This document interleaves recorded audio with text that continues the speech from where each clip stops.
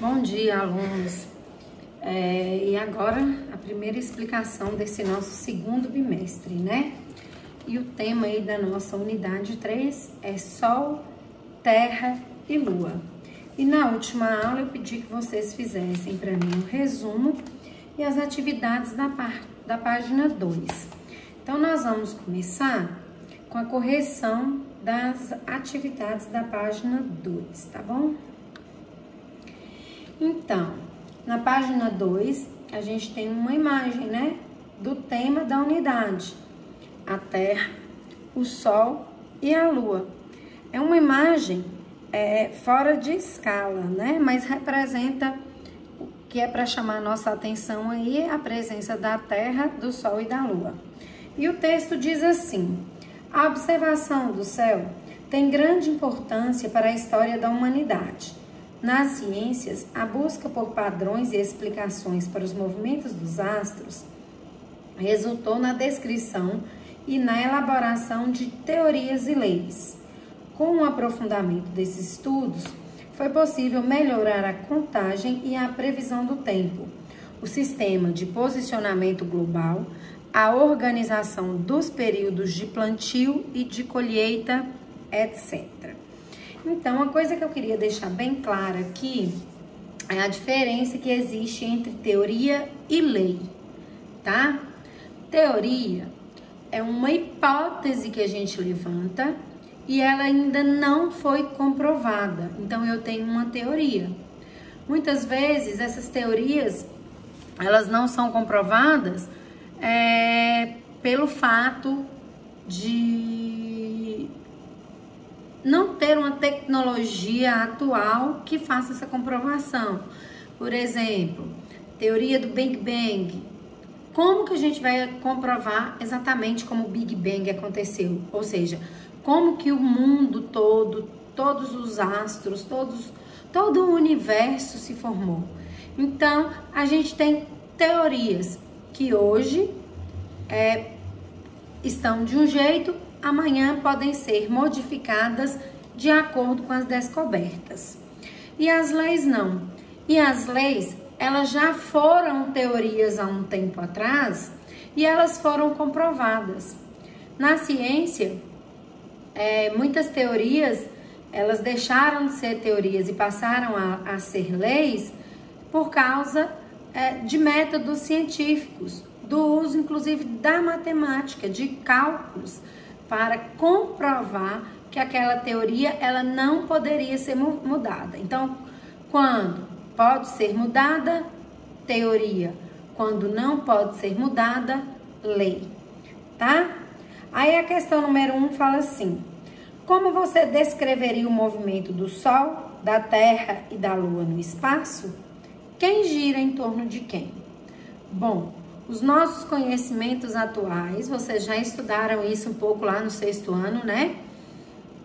Mostra que os astros, eles não estão fixos no sistema solar, que nem o próprio sistema solar, ele está fixo, né? Mas tomando o sistema solar como ponto, né, central para a gente responder essa pergunta, a gente vai pensar no Sol como o centro do sistema solar. Como que é a dinâmica do sistema solar? Todos os planetas que estão no sistema solar giram, ou seja, fazem translação ao redor do Sol. E satélites como a Lua giram ao redor dos seus planetas, né? Então, a Lua gira ao redor da Terra e os outros satélites vão girar ao redor somente do seu próprio planeta. Claro que eles giram também ao redor do Sol, juntamente com o planeta onde eles são satélites. Tudo bem? Em sua opinião, as explicações que damos para os fenômenos que ocorrem aqui na Terra servem também para explicar os fenômenos que ocorrem no universo? Há um tempo atrás, os estudiosos acreditavam que não, né? Eles achavam que o que acontecia aqui na Terra era diferente do que acontecia no espaço, tá? Só que hoje, os cientistas, através das leis científicas, né, aceitam que na Terra, quanto no espaço, quanto no universo, elas vão acontecer da mesma forma. Quer dizer, a lei da gravidade. A Terra tem uma lei de gravidade, o Sol tem a lei de gravidade, a Lua tem a lei de gravidade, todos os seus planetas também vão ter gravidade. Então, hoje, através das tecnologias e das leis científicas, tanto na Terra como no espaço sideral, são aceitas, são validadas essa lógica igual. Tudo que acontece em um lugar, acontece no outro, tá? Então, vamos para o nosso conteúdo aí. Modelos cosmológicos. Então, a cosmologia, logos, ou lógicos aí, são estudos, e cosmo, do universo, né? Então, esses modelos cosmológicos foram inventados pelo homem, criados pelos homens. Por quê? Porque o ser humano, desde lá da antiguidade, lá nas cavernas, quando ele ainda morava lá, as coisas que aconteciam no céu chamavam muita atenção dele, né? Por exemplo, tinha uma bola brilhando lá no céu e tudo era claro. Dali a pouco aquela bola sumia e ficava tudo escuro. Às vezes, quando estava escuro, pequenas bolas começavam a cair do céu, né? Então, esses homens não entendiam o que estava acontecendo, mas eles já tinham curiosidades e até registraram, né, nas suas cavernas, através de pinturas rupestres, tem registros exatamente disso. Registro do Sol, registro da Lua, registro de estrelas cadentes, que a gente sabe que são meteoritos que estão entrando na atmosfera terrestre. E eles não sabiam o que era aquilo. Mas isso já despertava o interesse desses povos. E com o passar dos séculos, dos milênios, esse interesse ele nunca se arrefeceu. Pelo contrário, cada vez mais o homem buscava entender o que acontecia no cosmos, né? E muitas vezes ele ligava isso ao seu cotidiano, tentando prever, por exemplo, o melhor período para plantar, o melhor período para colher, né? Se teria enchente, se não teria enchente, como que seria a cheia daquele ano. Então, o homem usou muito esse estudo astronômico, cosmológico, para poder controlar o seu cotidiano e até, digamos assim, dividir o seu tempo em meses, semanas, né? E aí, cada dia que passou, nesses séculos, nesses milênios, a tecnologia vem auxiliando o homem a entender melhor o que acontece no planeta e fora do planeta, tá? Então, como eu falei, os modelos cosmológicos foram criados pelos homens, né? Os egípcios, por exemplo, acreditavam que a Terra é plana. Hoje ainda existem pessoas que acreditam nisso, são os terraplanistas, né? Mas eles não conseguem provar isso cientificamente. Os gregos, eles já entendiam que cada corpo celeste tinha um movimento regido por leis naturais, cada uma delas de acordo com aquele corpo celeste, tá? E todos esses modelos, essas teorias, elas foram se modificando ao longo do tempo, certo? Hoje o sistema solar, por exemplo, é visto como um todo, como um universo. E tudo que acontece em um lugar, de certa forma, vai ter a mesma ação aqui no nosso planeta, tá certo? Dentre os modelos cosmológicos mais estudados, nós vamos falar primeiro do modelo de Ptolomeu, ou modelo geocêntrico. Geo, terra, cêntrico, centro. Então, o modelo de Ptolomeu rezava que a Terra era o centro do universo. Até então, Achava-se que o sistema solar era todo o universo, tá?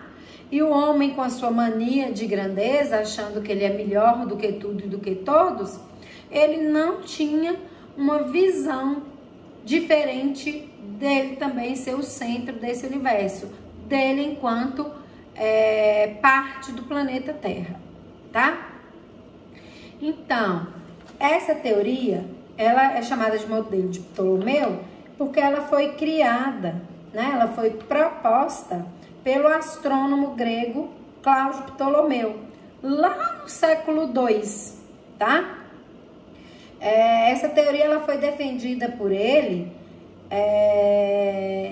em um livro intitulado Almagestos, tá? Na verdade, mais um tratado do que um livro.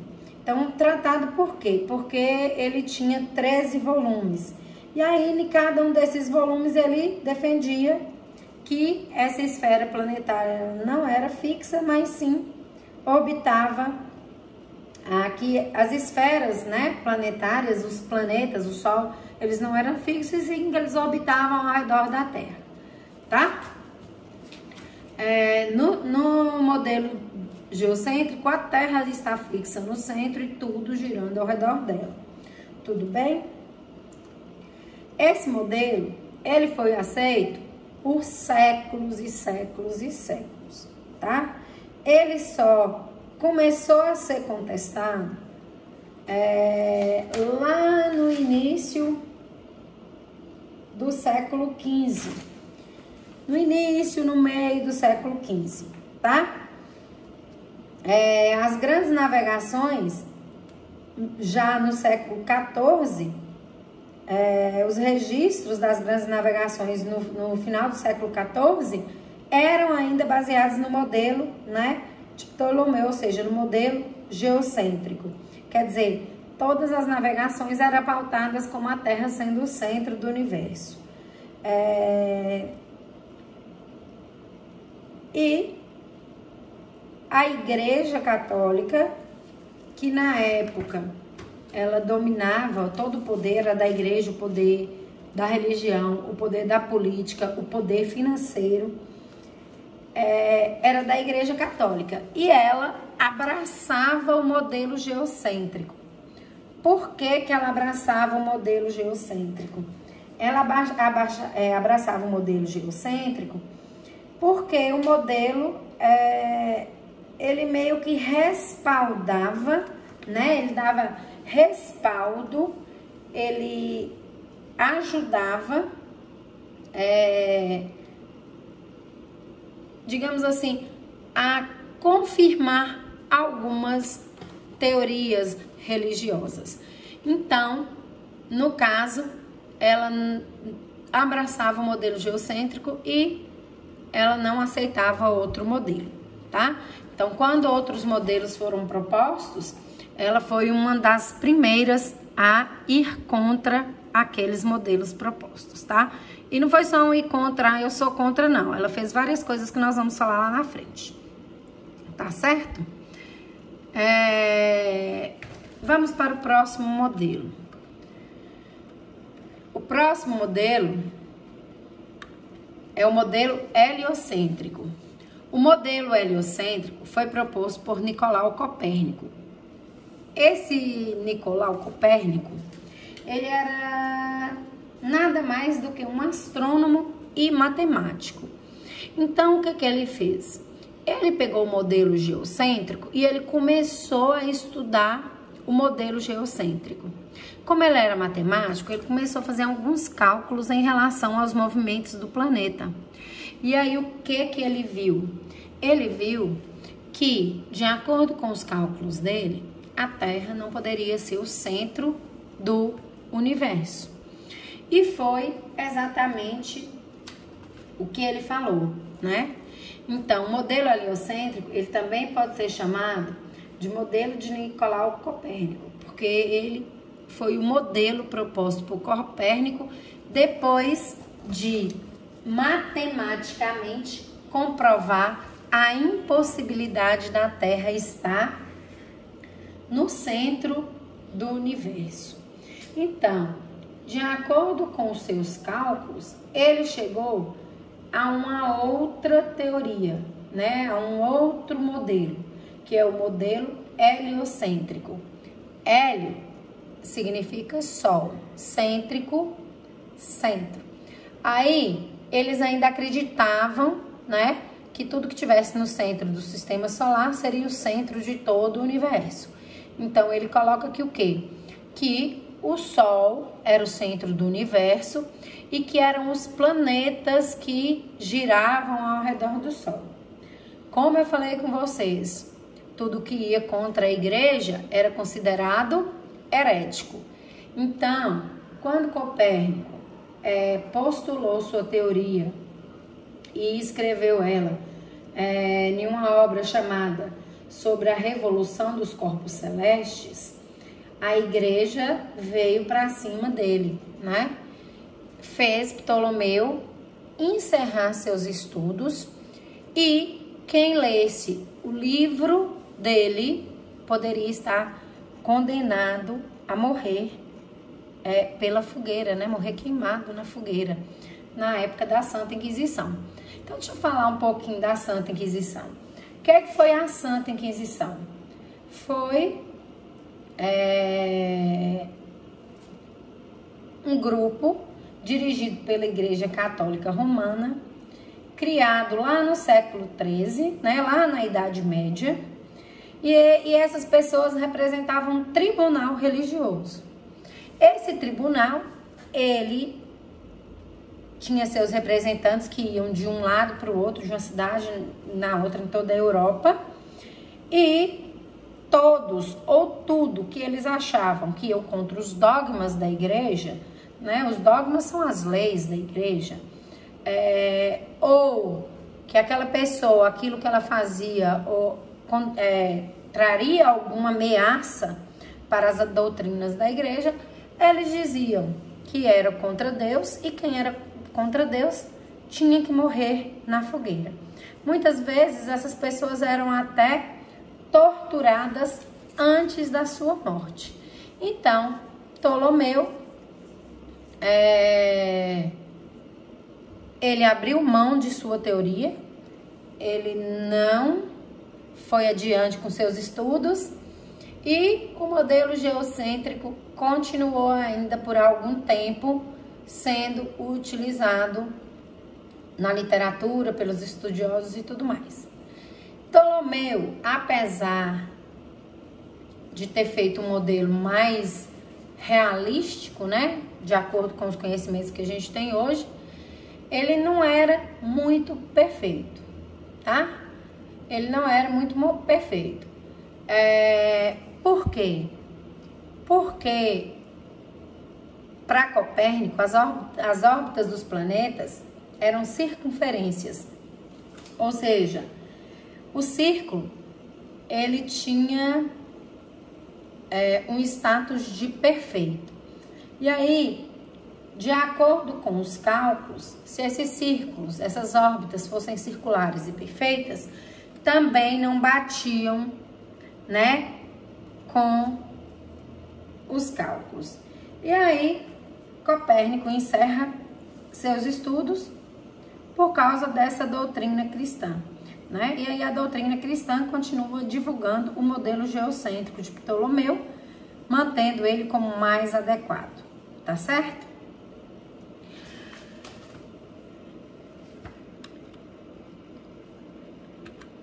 Depois, né, de Copérnico, tem um outro estudioso chamado Giordano Bruno, que viveu entre 1548 e 1600. Giordano Bruno, ele era um frade, teólogo, filósofo, matemático, e ele nasceu na Itália, de onde a Igreja Católica comandava o resto de tudo, comandava o mundo, né? Só que ele, apesar de ser frade, de ser teólogo é um estudioso de teologia, que estuda as leis de Deus, que estuda a Bíblia, né? Apesar dele fazer esse estudo, ele não comungava do modelo geocêntrico, né?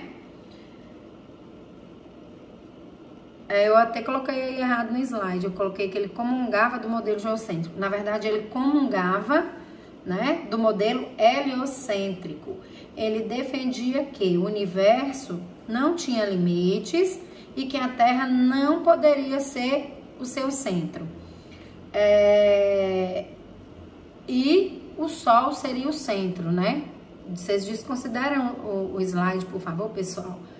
Aí o primeiro tópico aí seria comungava do modelo heliocêntrico. Se tem alguém anotando, por favor, faça essa correção na sua anotação, tá?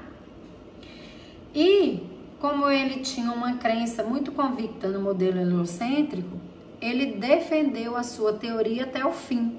E por ter defendido a teoria até o fim, ele foi condenado à morte na fogueira por heresia, que era isso que a Inquisição fazia, né?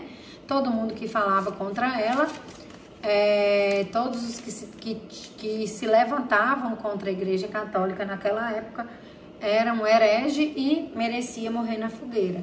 Então, eles não levaram nem em consideração a formação do Giordano Bruno, né? O fato dele ser um frade, o fato dele ser um teólogo. Só que com isso tudo ele também era filósofo e matemático. Então, a matemática é uma ciência exata. Quando ele estudava os modelos e que ele tentava fazer os seus cálculos para comprovar aquilo, não tinha como ele defender o geocentrismo. E aí ele defendia o heliocentrismo. Por isso ele foi morto. O nosso próximo personagem da história é Galileu Galilei. Galileu Galilei é também italiano, também estudou no mosteiro, mas ele não era nem frade, nem padre, nem nada. Ele entrou para o mosteiro para estudar medicina, só que ele não concluiu o curso de medicina, ele acabou modificando o seu curso e ele passou a estudar matemática, física e astronomia. Então, a formação de Galileu Galilei é essa. Ele é um matemático, físico e astrônomo. Tá certo? Galileu Galilei, ele foi um personagem importante, porque ele aperfeiçoou a luneta, né? Ele transformou essa luneta num objeto mais potente. E aí, ele conseguia ter uma visão, uma observação astronômica muito maior do que os personagens falados até então. E com ele, por conta dessas observações, desse melhoramento da luneta, a teoria heliocêntrica ganhou uma força muito grande, tá?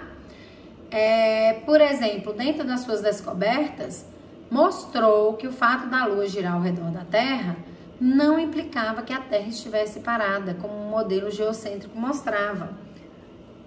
Como que esse estudo dele chegou nessa conclusão? Até pelo fato de a Terra, às vezes, encobrir a Lua, né? O que a gente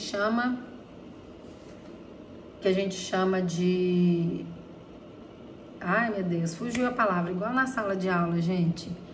Fala aí, agora eu não consigo ouvir vocês e vocês que me dão essas dicas, né? Eclipse, lembrei. Então, o eclipse mostra essa movimentação, essa dinâmica que existe entre a Terra, entre o Sol e entre a Lua, né? E aí, utilizando essa lógica, essa teoria geocêntrica ganhou mais força.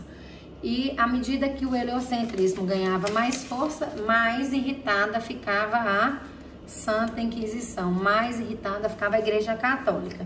Galileu foi ameaçado e torturado, né? No final das contas, ele teve que declarar que a teoria do heliocentrismo era apenas uma hipótese, ela não poderia ser comprovada, tá? Apesar dele ter se desmentido, ele foi condenado por heresia. Só que dessa vez a igreja não mandou matar, mandou que ele não saísse da sua casa. Então, ele viveu até o final da sua vida em prisão domiciliar. Tá certo? Então, ele morreu em casa sem poder defender sua teoria. Em 1980, olha, pra você ver, Galileu morreu em 1642. Em 1980, o Papa João Paulo II ordenou aí uma revisão sobre o processo de Galileu, porque até em 1980 ainda existia esse processo contra Galileu, tá? E o Papa, depois de toda a tecnologia que existe hoje, de tudo que já foi comprovado, ele pediu, né? Ele pediu não, porque ele era Papa na época, ele ordenou, né, que Galileu fosse perdoado formalmente pela Igreja Católica. Então tem um documento, né, perdoando Galileu. Só que já faziam 350 anos que Galileu tinha morrido. Não adiantava muita coisa para o próprio Galileu, né? Então, Galileu, ele foi, dentre todos esses personagens, o que mais fortaleceu a teoria heliocêntrica. Apesar de falar que o Sol era o centro do universo, a gente sabe que o Sol não é o centro do universo. Por isso que não é uma lei, é só uma teoria, tá bom? Então aqui nós temos a primeira, o primeiro telescópio, né, aperfeiçoado aí por Galileu, e uma foto, uma pintura de Galileu, como ele era, tá certo? E o nosso último modelo que nós vamos falar aí, que é o modelo híbrido. O modelo híbrido foi proposto por um astrônomo dinamarquês que nasceu em 1546 e morreu em 1601, tá? O nome dele, Tycho Brahe, tá? Tem aí no livro de vocês, lá na página 5, ó, modelo híbrido, astrônomo dinamarquês, o nome dele se pronuncia assim, ó, Tycho Brahe, tá? E ele estruturou e elaborou o modelo chamado de híbrido, tá? Ele era um astrônomo muito bem conceituado lá na Dinamarca, né? E o trabalho dele tinha tanta excelência que o próprio rei da época, Frederico II, que reinou até 1588, apoiou Tycho Brahe financeiramente para ele construir agora um observatório. Então, forneceu para ele um lugar, na verdade, uma ilha, né? E essa ilha ele tinha esse observatório. E aí, com tanta possibilidade de pesquisar, com tanto respaldo do monarca, né? Ele tinha instrumentos muito melhores do que os seus antecessores. Ele conseguiu fazer uma coleta muito precisa e elaborada da posição dos astros e das órbitas dos planetas, tá? E ele não acreditava de forma nenhuma no modelo heliocêntrico, o que dirá do geocêntrico. Então, ele propôs esse modelo cosmológico diferente, que é chamado de híbrido, tá? Esse modelo híbrido reza o seguinte, reza que os planetas, eles giram sim em torno do Sol, só que o Sol ele não tá parado. Tanto o Sol quanto a Lua, eles vão girar em torno da Terra, tá? Então, para ele esse é o modelo híbrido, tudo bem?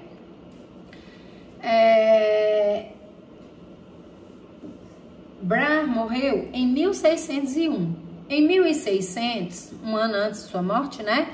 Ele contratou um jovem matemático, na época, conceituadíssimo, uma revelação na área. Esse matemático, ele não era dinamarquês, ele era alemão. E o nome dele era Johannes Kepler. E Kepler, esse sim, conseguiu formular leis. As próximas que nós vamos ver nas páginas seguintes do nosso livro, né? As leis de Kepler. Primeira, segunda e terceira lei de Kepler. Só que Kepler recebeu quase todo o seu trabalho pronto das mãos de Barr, né? Porque, como eu falei, Tycho Brahe, com respaldo do rei, ele conseguiu fazer muitas observações e conseguiu elaborar as posições mais precisas dos astros e das órbitas do planeta. E Tycho Brahe também só não conseguiu ter tanto respaldo porque ele mantinha a teoria de que essas órbitas eram circulares. E Kepler, como bom matemático, viu que, de acordo com os cálculos, essas órbitas não poderiam ser circulares. Mas isso é conteúdo para a próxima aula, tá? Então, aqui nós temos Tycho Brahe, né? E o modelo proposto por ele, aonde todos os planetas girariam ao redor do Sol, porém, Terra e Lua, né? Aliás, Sol e Lua giravam ao redor da Terra. Tá certo, pessoal? E aí, o para casa de vocês? Para casa de vocês, vocês vão responder as atividades da página 6, tá? E as questões de 1 a 6 do caderno de atividades. Como vocês sabem, eu estou à disposição de vocês no WhatsApp. Qualquer dúvida, pode entrar em contato, tudo bem? Tenham bons estudos. E não assista essa videoaula só uma vez, não. Assista essa videoaula várias vezes e leia o seu livro várias vezes. Bom dia!